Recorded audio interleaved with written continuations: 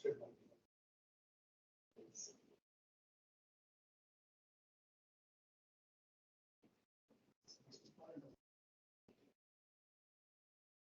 Beleza, pode ir.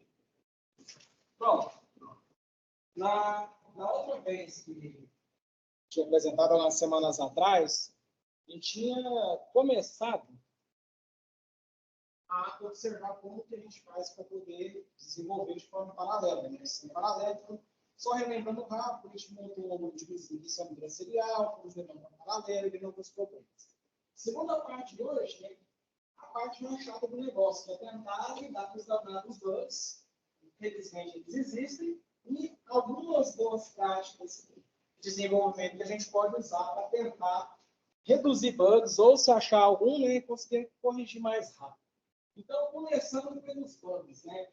Bugs acontecem, infelizmente, isso é uma realidade. Não existe a ideia de código livre de bugs, isso é um mito. Né? O pessoal não é dado, está acostumado a desenvolver, acha esse tipo de coisa, na área assim, de direito, não é de justiça, às vezes esse tipo de coisa, código de bugs, não é. Basicamente, todo código tem um bug para a gente, só se não aconteceu ainda, calma, que uma hora vai acontecer. Então, por exemplo, eu peguei. Esse aqui é um reporte de banco, acho que foi o Estevam que ele passou para mim. O Estevam, esse aqui. Então, assim, esse aqui, adiantando rapidinho, esse aqui é um banco que aconteceu por causa de um problema de configuração. Aí, beleza, agora aconteceu para vocês, infelizmente. O que a gente faz agora? Tem um bug, tem que resolver. E na coisa que você está fazendo, é encontrar o motivo do bug. Apareceu um bug desse que causou esse problema aqui. Alguns motivos possíveis para bugs. Primeiro, é o problema de codificação. Tomara que você tenha fácil de resolver relativamente.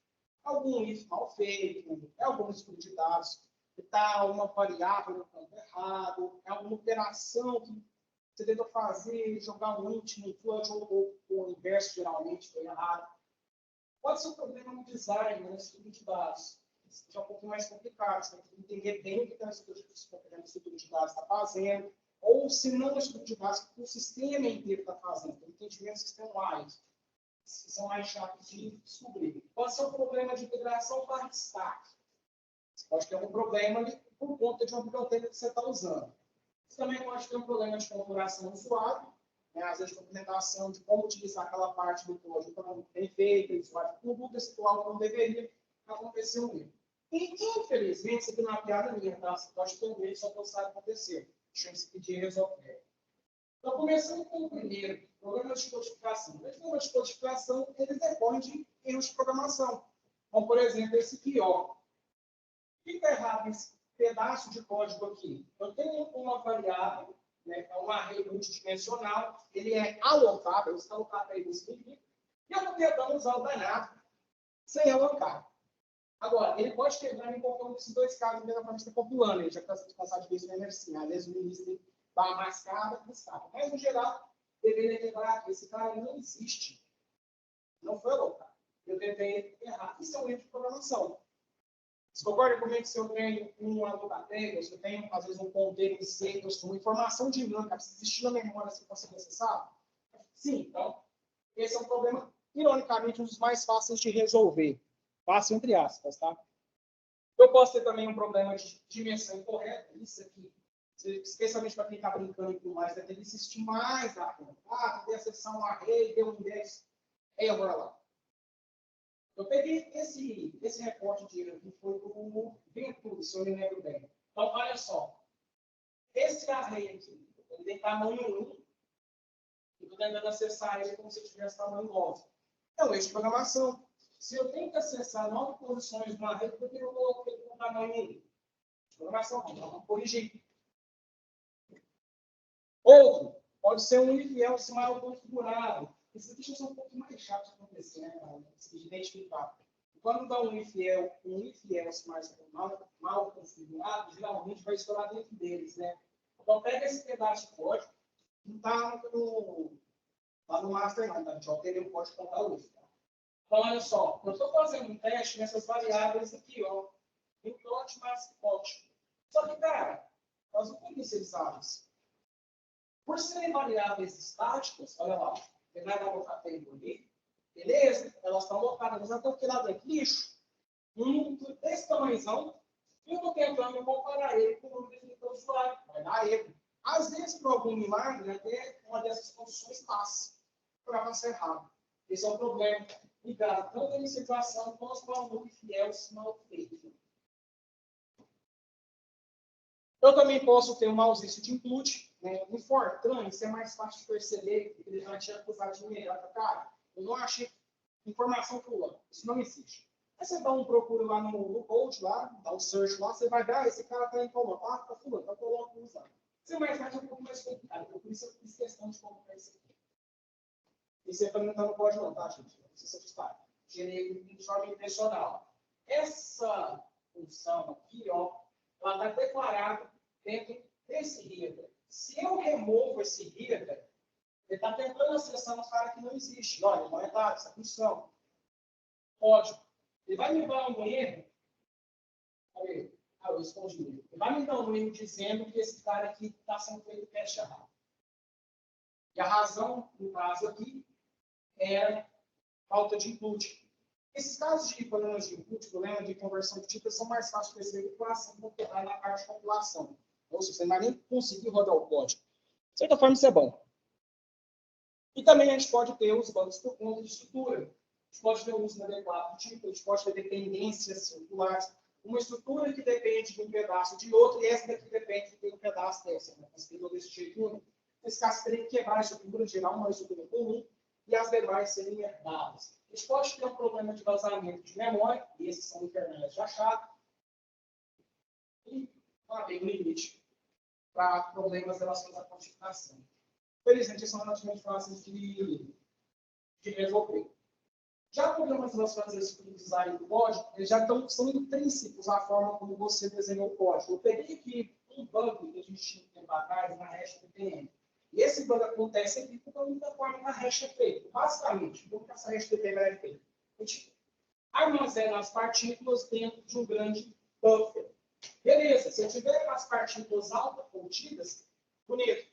Eu precisou fazer uma alteração por conta de evaporação e parte das informações das partículas não podiam ficar aqui, tinham que ficar fora.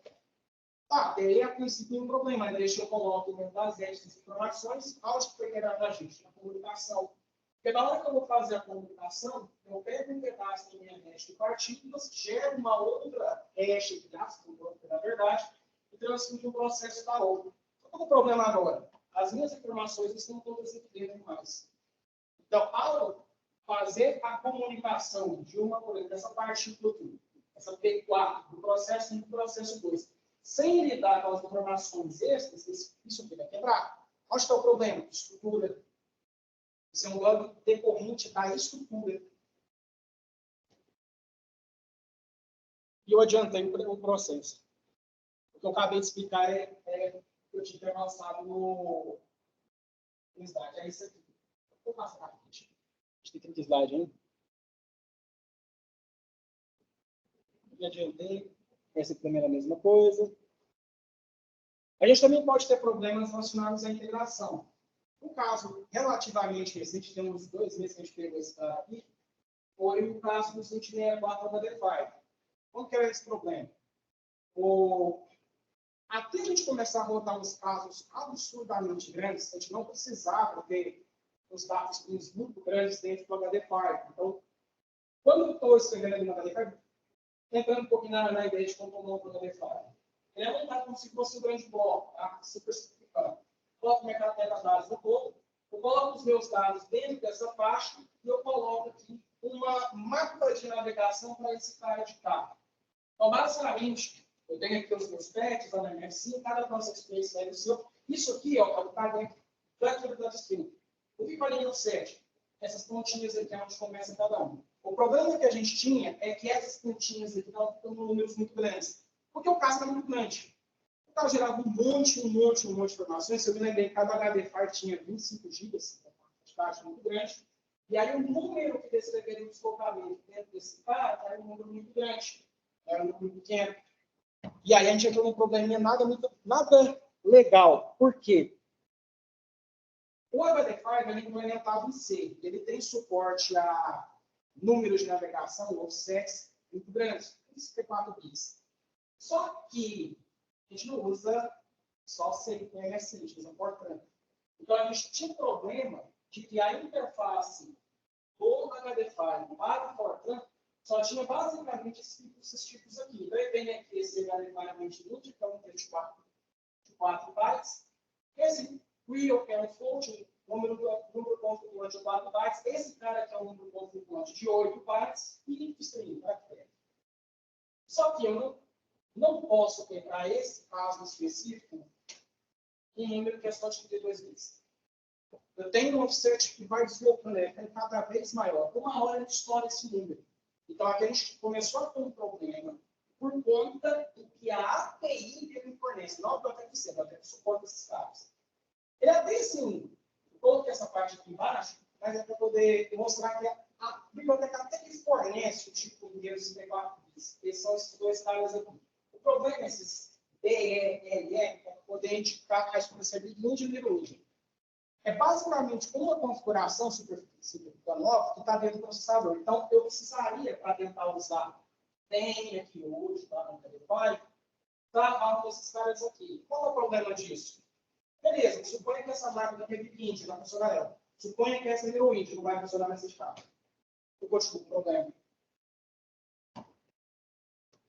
Então, a solução que a gente teve foi: ah, beleza, eu tenho um problema na integração com o HDFI. O HDFI não me permite ter um offset com um número muito grande no Fortran. Mas em seus, mais live, permite. Então, nós vamos pegar essa implementação, essa integração, escrever esse offset, vamos tirar essa parte do Fortran e jogar no C++, fazer uma interface Fortran C++ que tem a rodinha assim. Basicamente, o que a gente fez aqui. Então, basicamente, resolvido aqui. Quando eu tenho um 64, eu uso esse tipo aqui, isso dá para você enxergar, esse HT5 que é um multimedia que só tem na API em si. Eu não tenho esse na API de Fortran. Tem um motivo que eu não tenho, tá? De sacanagem do povo, não. Porque a forma como o Fortran aí você implementa o número 64 é diferente. Por isso que tem essa chatice aí. E eu também posso ter problemas, né, bugs que são decorrentes da configuração. Aquele bug que eu mostrei lá no início, que aconteceu com isso, era o problema de configuração do usuário. Basicamente, ele tinha zerado esses caras aqui, não podia já zerar. Quando a gente estava trabalhando com os códigos, nos tempos de processo, sem os tempos gastos de civilização, ele guarda uma memória dessa informação. E a partir dessa memória, ele começa a avaliar se está ou não necessário ligar o load balance. Mas não de tempos. Então, assim, olha, eu estou nessa interação agora, eu tenho posto o tempo agora de fulano. Grava na memória. Ou na próxima interação, grava na próxima posição. Só que, cara, a gente pode ter trocentas interações, não dá para gravar tudo. Por isso a memória. O que ele fez, e não foi necessariamente erro dele, tá, gente? Foi ele não conseguiu essa documentação direito. Ele zerou esses caras que achou que não eram necessários, e na hora que chegou lá dentro do código, ele vai perguntar acessar. Ué, cadê, cara? Eu estou sem memória, e não está nada esse detalhe. Então, aconteceu um erro por um problema de configuração. Agora, olha o erro. Vai entender que é isso? Não dá, cara. Não dá.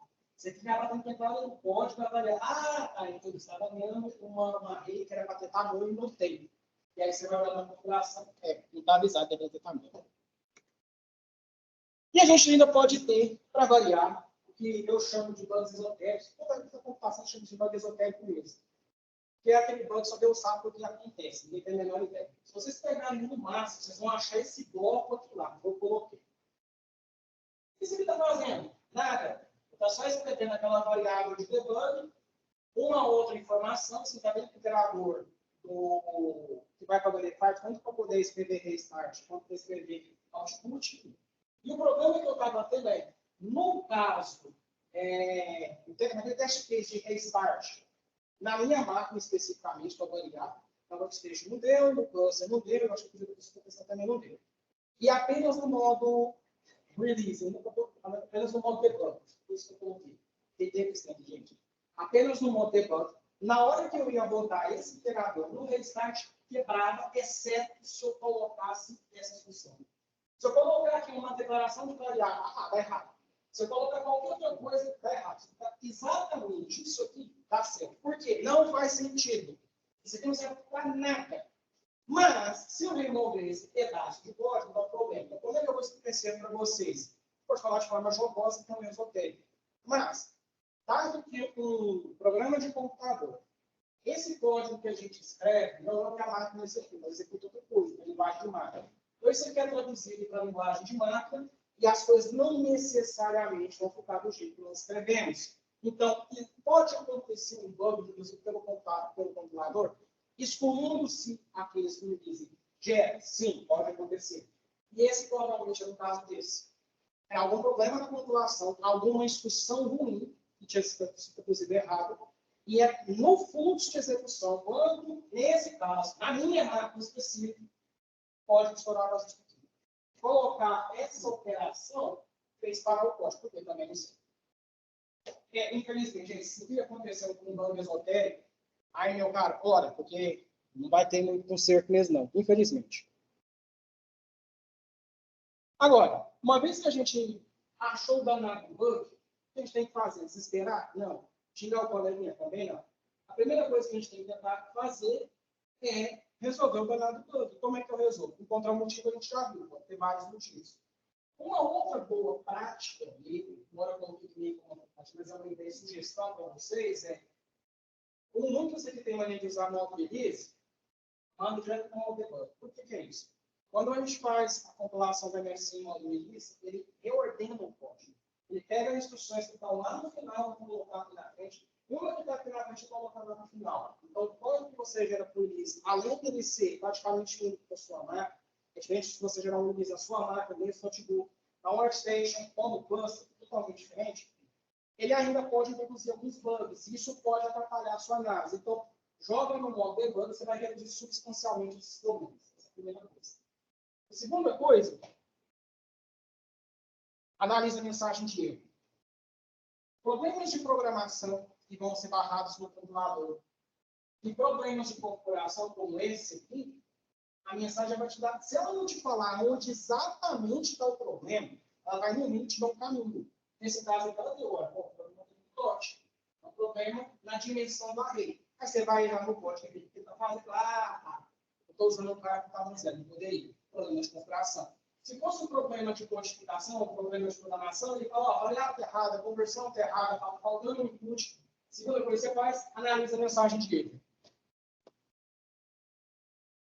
Esse aqui foi do Pedro. É só um alerta, porque tem algumas mensagens de erro que vão aparecer, especialmente em cluster, que já não vão ser assim tão legais, né? O que vai levar a gente para o próximo passo, porque nem todas as vezes a mensagem de erro vai te ajudar.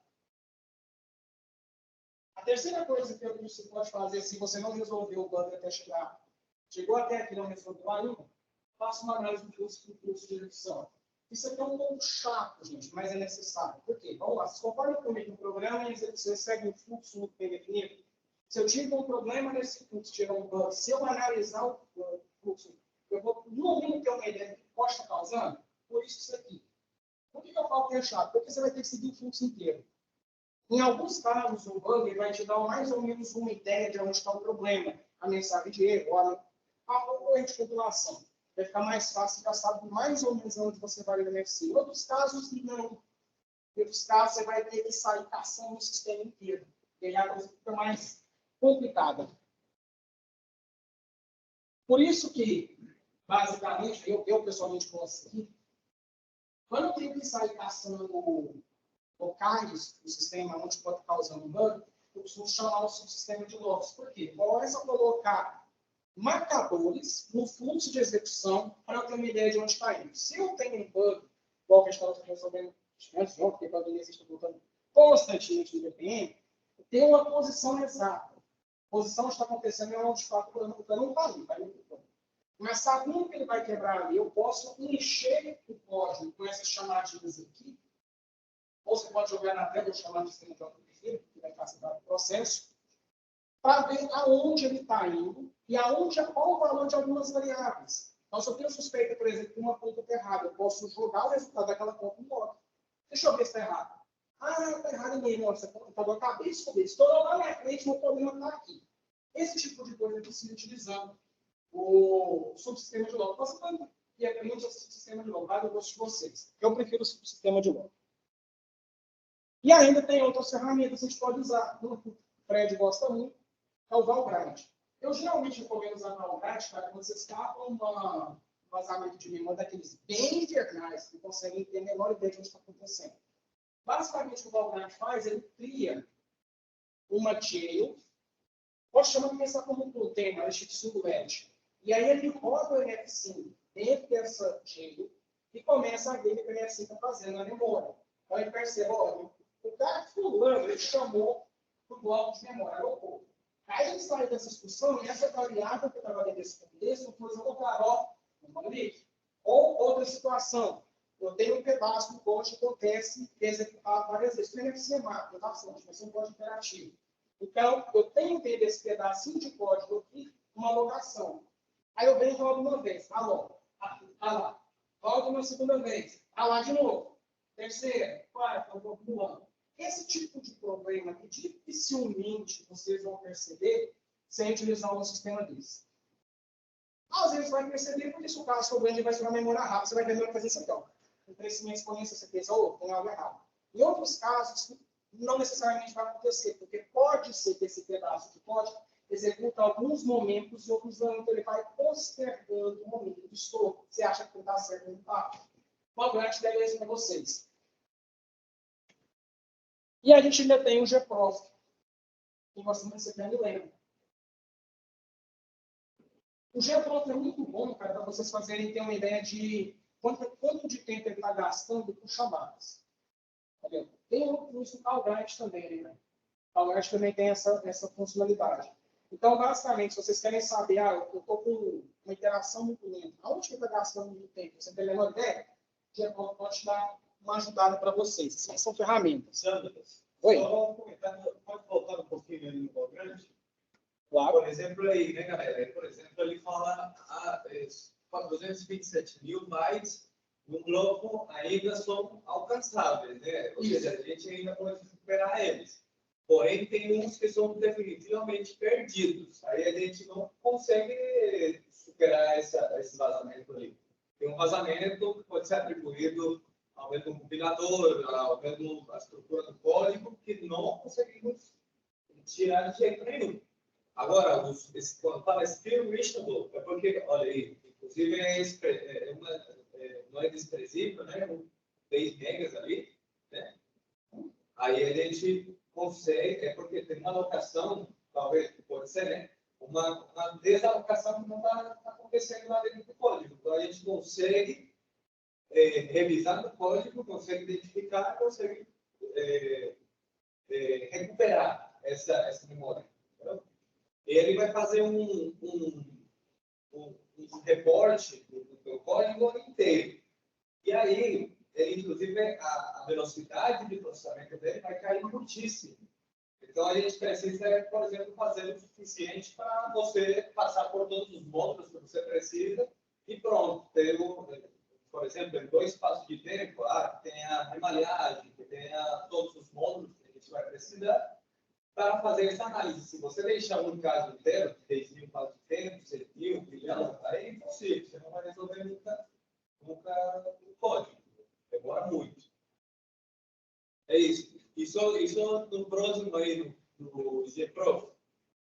Só que no caso do Valgrand, a gente também tem outra ferramenta que é o Valgrand, certo? Que faz a mesma coisa do GPROF.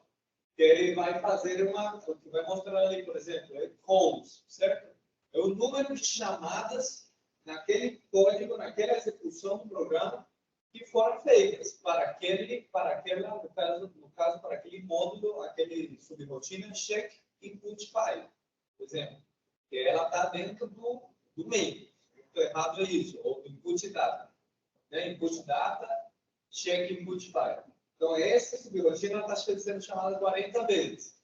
Aí, o que acontece? Quando você faz uma implementação e você faz uma comparação, por exemplo, da versão anterior, antes da implementação e depois, se você vê que subiu muito esse número de chamadas sem necessidade, aí você pode ver que tem alguma coisa errada com a estrutura que você está fazendo. Pode ser do loop, pode ser que esteja chamando desnecessariamente uma função, e isso vai aumentar o tempo de processamento.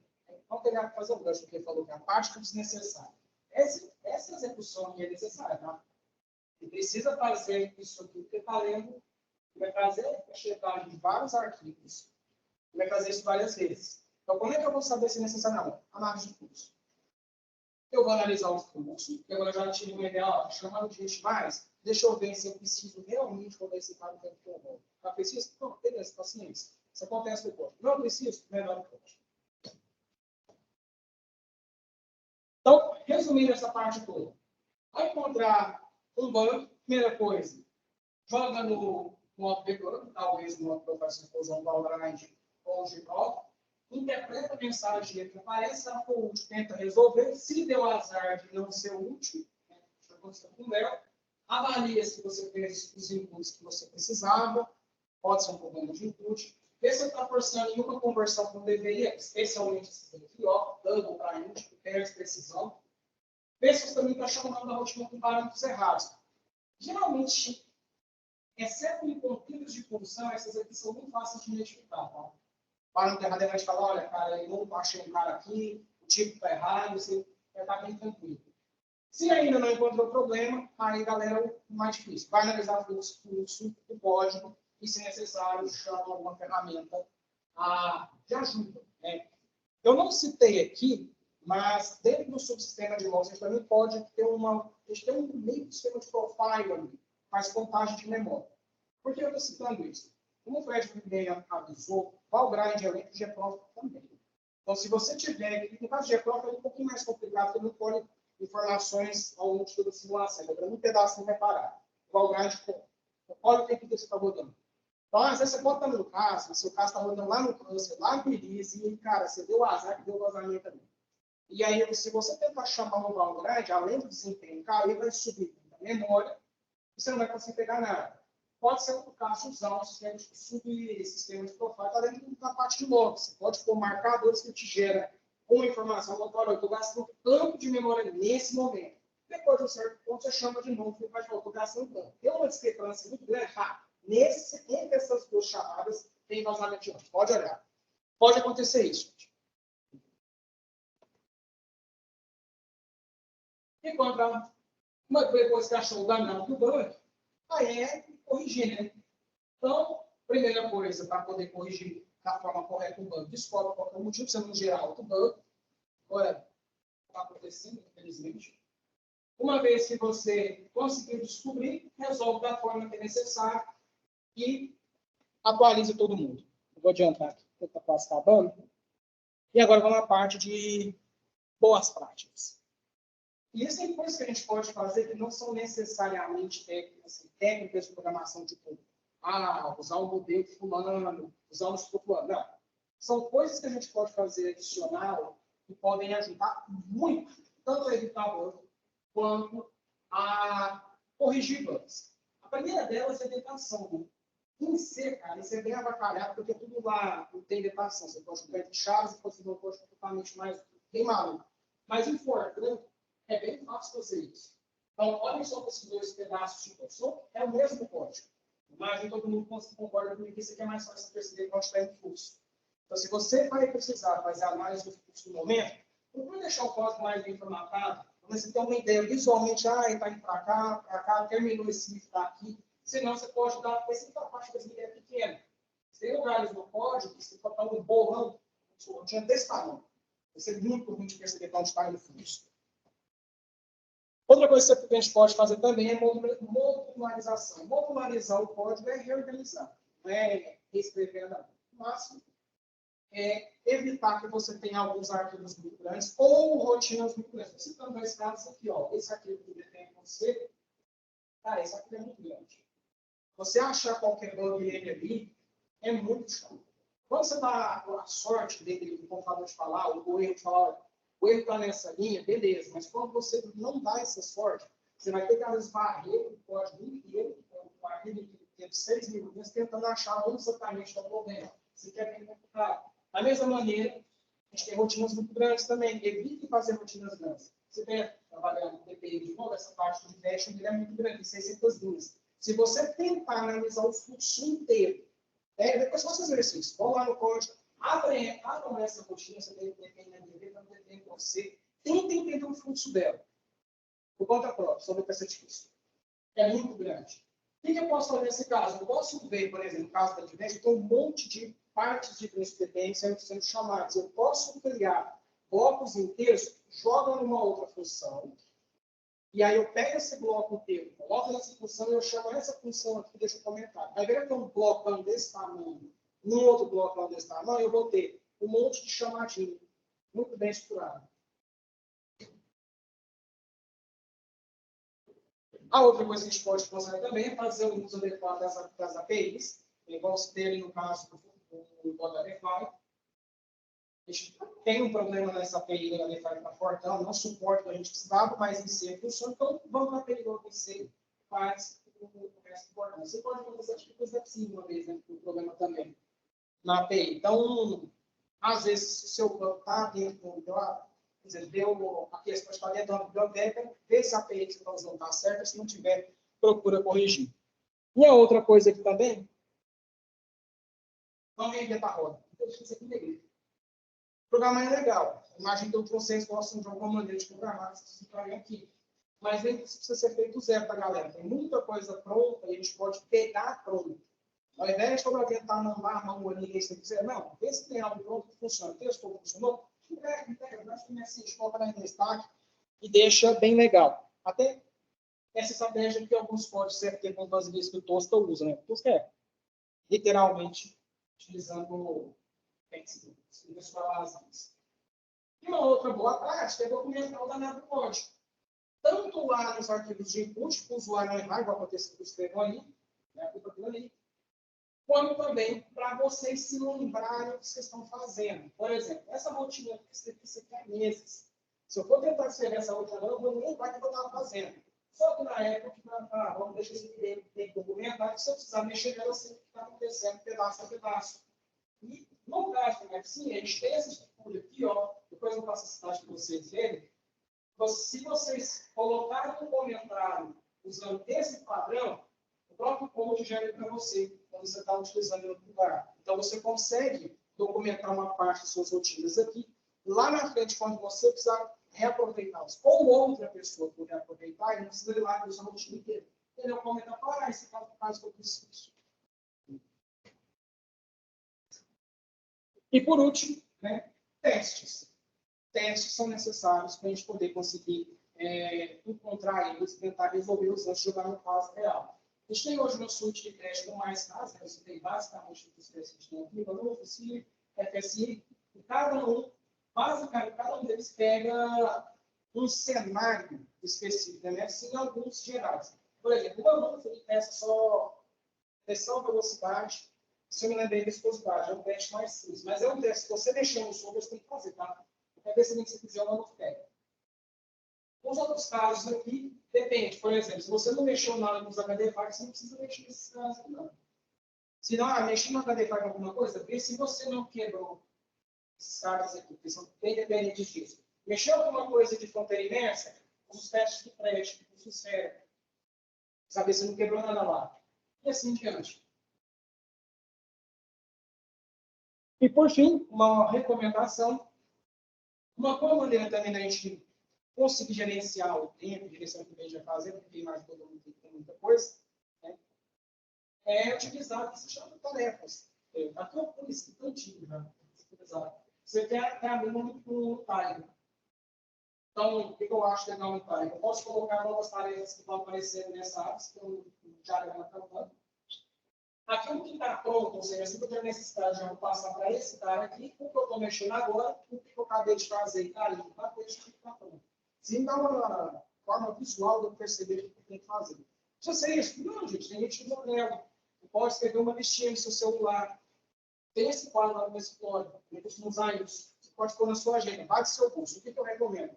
Mantenha suas tarefas organizadas, para você não se perder. E basicamente é isso. Vocês podem ver o tempo de novo. Para olhar.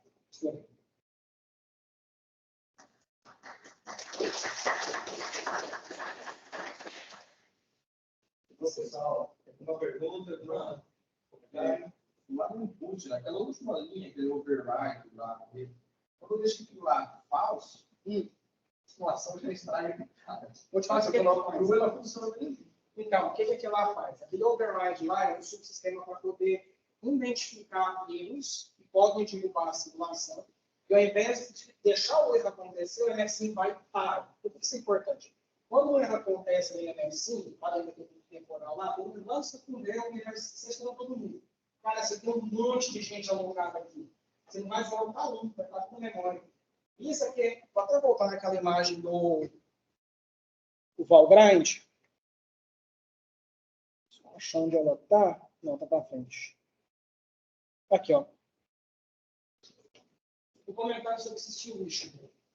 Esses caras aqui, ó, são dados de memória que, ao terminar a simulação, vou ter como desalocar. Se eu parar a simulação antes de chamar qualquer desalocador, aquela informação vai passar para aqui, ó. Mas qual é o problema? Beleza. Então o pessoal vai perceber isso? Vai, cara. Ele vai. Porque na hora que você instancia um programa no sistema operacional, ele tem uma memória dele interna chamada RIP, ele vai e joga no RIP, e tudo que é estático, ele sabe onde está. Na hora que o programa cair, tudo que é estático, ele some. Mas e os seus arrays dinâmicos? As estruturas dinâmicas, que a minha não ideia de onde está. Quem tem que falar para o operacional onde está isso é você. Se você não fala esses caras espalham essa memória, gera o que chama de lixo.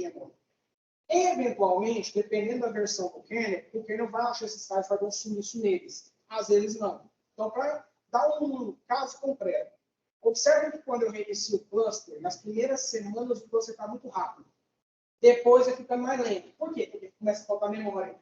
Ele vai começar a acumular memória que está mapeada para alguém, não sabe para quem, e aí ele vai ver, ah, beleza, esse bloco aqui inteiro está mapeado para alguém, está marcado aqui, alguém está usando ele. Mas eu não estou vendo quem.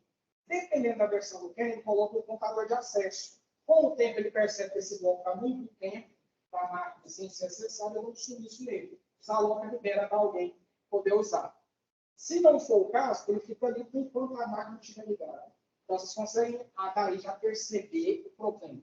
Para evitar esse tipo de cenário, para entupindo o cluster com um monte de coisa que está estourada lá dentro e deixando o cluster mais tempo que deveria, embora ele vai ficar dentro do jeito mesmo, infelizmente, aquele subsistema de erros começa a analisar algumas coisas no MFSIM e ver, olha, isso aqui é uma condição que ela é grave? É. Então, marca isso aqui para mim, que assim que eu terminar o loop temporal, vai ter um cara verificando. Aconteceu algum erro crítico? Aconteceu. Para execução, chama os desalocadores, desaloga todo mundo para não deixar nada solto na memória do cluster da sua máquina e finaliza o MFSIM dizendo, cara, tem um problema aqui, vai no arquivo de log que eu vou te falar o que está acontecendo.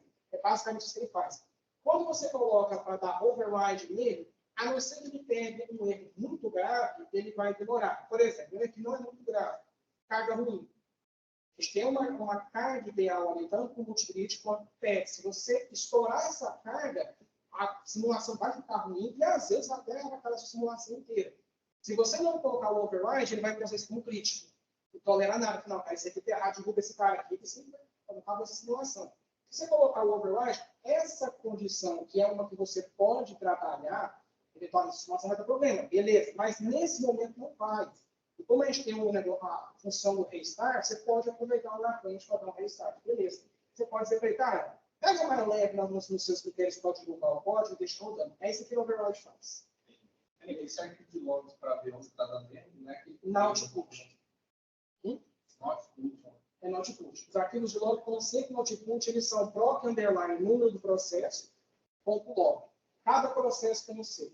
Se eu gosto desse sistema, porque você pode ter um erro que acontece num processo especificamente, não nos outros. Se eu jogo todo mundo no processo zero, você vai falar, não, esse aqui está já no código, não necessariamente. Geralmente esses arquivos de log está no true, né? No override, aí está tudo vazio. Tá só é que ele abre no início. Ele abre e fecha ao finalizar a execução. A primeira condição é a sua seleção.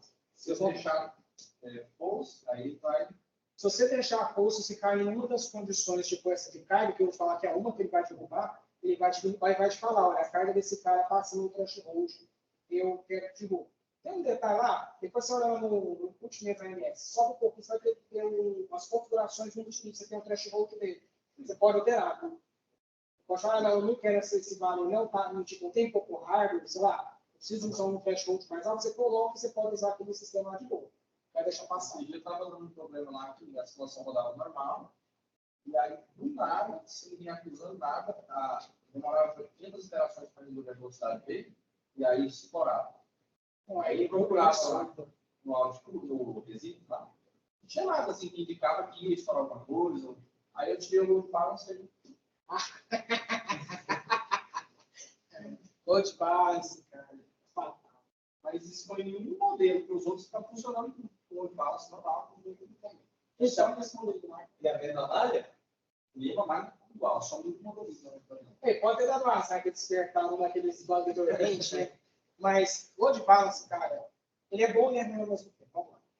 O MFC ele já tem uma estrutura que vai adaptar a malha para o peso da sua carga. Chama remalhar. Você vai fazendo, joga mais carga onde eu estou precisando e menos onde eu estou. O que o load balance faz em cima disso? Ele vê, olha, eu joguei um monte de carga e a minha malha está mapeada para o processo. Então, às vezes, geralmente isso acontece, eu tenho poucos processos com um monte de carga. O load balance tenta dividir esses blocos de carga entre vários processos. Aonde está o problema ali? Às vezes ele erra. Então, ele corta onde não poderia, você não consegue nem avançar, porque aí você vai testar aquela malha e vai derrubar. Fala, opa, isso aqui é gráfico, derruba esse trem, vou avançar.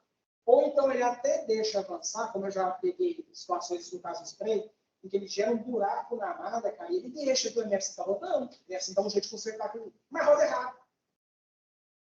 Pode acontecer esse tipo de coisa, porque ele não, às vezes o load balance, dependendo da. Você está usando a malha que tem trocentos motivos, ele não conseguiu fatiar direito e fez uma malha ruim. E, cara, a gente tem certo disso. Malha ruim, o código dele fica ruim. Tem essa palavra.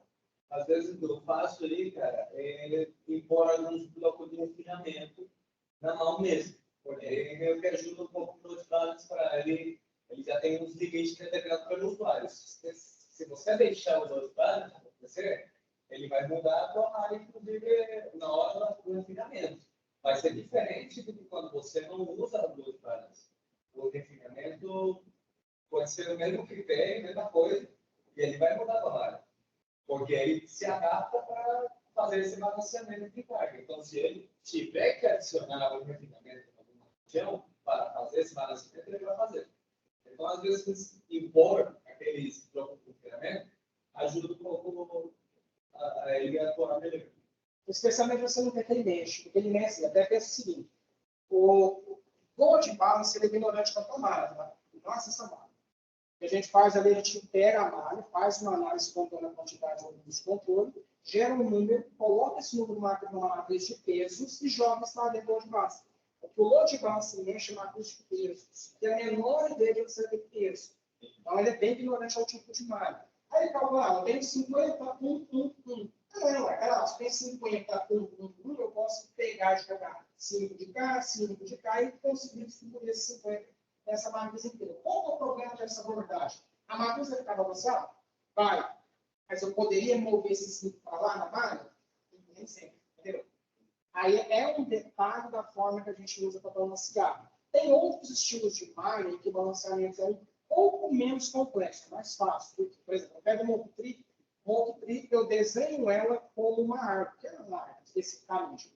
E a gente tem vários algoritmos de balanceamento de malha. Ou seja, ao invés de eu balancear uma estrutura intermediária entre a minha malha e o balanceador, eu jogo o balanceador direto na mão, porque a malha é uma árvore.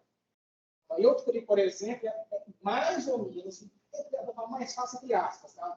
Balancear por conta disso. Por isso a gente está precisando de outro tri.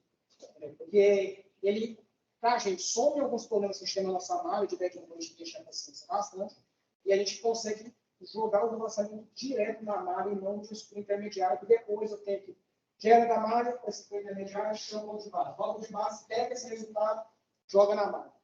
E a gente pode dar problema. Infelizmente. Bom? Aí, pessoal, mas a dúvida só para vamos supor que eu tenho um erro legal que ele dá sonda. Eu já tinha uma equipe que estava rodando uma simulação de sonda, já tinha sonda lá.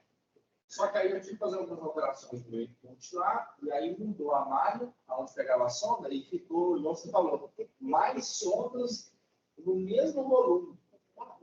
E aí deu ruim, só que o erro que apareceu lá não conseguia entender. Dava o erro de start na cada F5, no refinamento.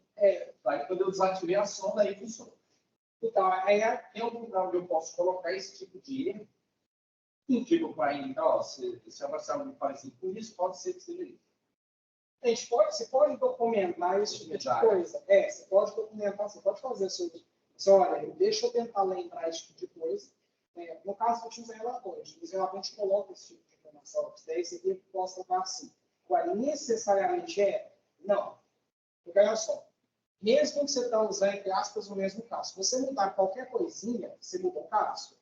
E aí, uma situação de erro que acontecia nesse caso, pode não acontecer nadinha nesse caso. Isso é sempre possibilidade. Você vai ver que no manual, quando lá no manual da medicina, a seção de erros que tem, ela só trata erro tipo objetivo. Se der isso aqui, você pode fazer isso aqui que vai funcionar. Por que a gente faz isso? Eu coloco qualquer tipo de erro lá. Por causa desse pequeno detalhe. Porque muitas vezes, cara, uma mudança muito simples na sua malha. Tipo, Manu, eu fiz esse teste. Só de esticar ele, cara, já muda por completo. O CFD é muito sensível a Então, o que eu te recomendo documente para que você se lembre. E depois disponibilize para outro. Olha, você falou desse meu caso aqui, aconteceu exatamente esse caso, uma avaliação. E aconteceu essa coisa aqui, para mim eu resolvi desse jeito. Aí o cara modificou alguma coisa. Às vezes ele deu uma sorte que pela mesma situação que você teria resolvendo assim. Às vezes não, ele vai ter que estar saindo do campo. Por isso a análise de fluxo é necessária. Primeiro, você ver se realmente é um problema de configuração, né? Programação é mais fácil, tá ali, mas é um problema de configuração? Não, não é. É um problema de estrutura? Se você não vai você baixar. Vai ficar meio evidente ali para você. Entendeu? Então, sempre tenha em mente isso. Deu um erro, você exatamente está, analise o fluxo. E documente. Isso de coisa. Tem uma. Não sei se vocês perceberam, lá no GTEA tem uma aba de issues. Essa aba é bem importante a gente usar, cara, porque a gente relata os problemas, justamente. Aí é um pouco colaborativo, né? Então a gente consegue ver quem está dentro de um ponto específico. Só que tem um jeito também certo de se preencher aquilo, porque a gente precisa saber com qual branch você está trabalhando, qual versão do seu NFC, aonde está dando erro, especificamente, que artigo, qual arquivo, qual linha especificamente, e relatar bem detalhadamente qual é o erro que está usando o NFC. Assim a gente consegue, por exemplo, dar uma olhada, colaborar entre os outros, a gente tentar resolver os erros. Não, isso é uma boa, você deve ter espaço, tá? Uma dissertação ali que ele vai aceitar. Se você conseguir colocar, se for muito grande o problema, documenta no arquivo, fala, galera, eu subi lá no file dele. Eu vou conhecer esse problema e a gente vai olhando no lixo. Ou vai falar com cada um. Comigo, João, Antônio, Fred, cara, eu vou dar um trem aqui que lá na RSI. Não vamos deixar para ser por conta disso. Vou dar um trem ali que é todo problema. Acontece.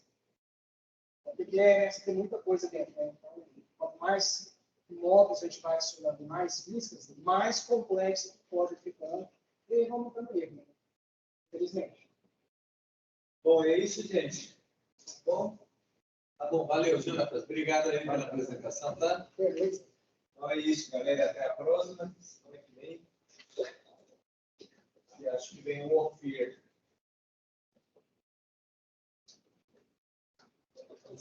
Não tem grande.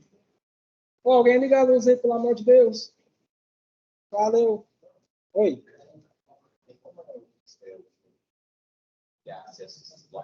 Tem, eu vou passar antes lá para o